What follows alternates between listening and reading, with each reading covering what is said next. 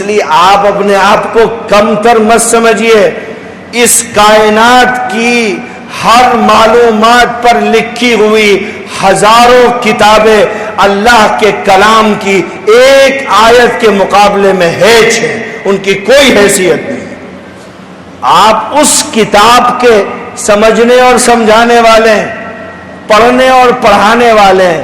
اس لیے آپ کو اپنا دل چھوٹا نہیں کرنا چاہیے اور حالات کا مقابلہ سنجیدگی کے ساتھ کو. کیا چرچ میں جو پادری بیٹھا ہے، جن اسکولوں میں وہ پڑھتا ہے، جن تعلیمی اداروں میں، کیا وہاں ڈاکٹر بنایا جاتا ہے؟ کیا گروکل میں ڈاکٹر بنایا جاتا ہے؟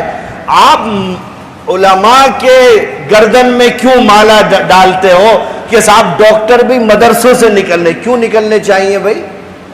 مدرسہ بنایا گیا عالم بنانے کے لیے. کوئی مسلم جوان ہے جو یہ کہے کہ صاحب میں نے اپنے باپ کو دفن کر دیا، امام صاحب نہیں ملے تھے.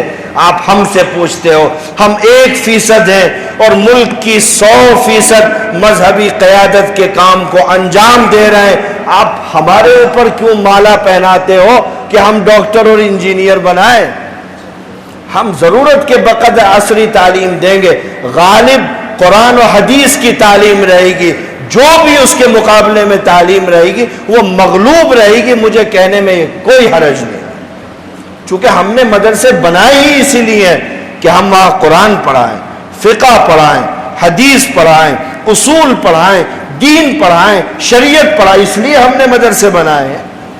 اس کے لیے ہزاروں اسکول کالج ہیں، آپ جا کر کے پڑھائیے، کسی نے منع نہیں کیا ہے عصری تعلیم سے.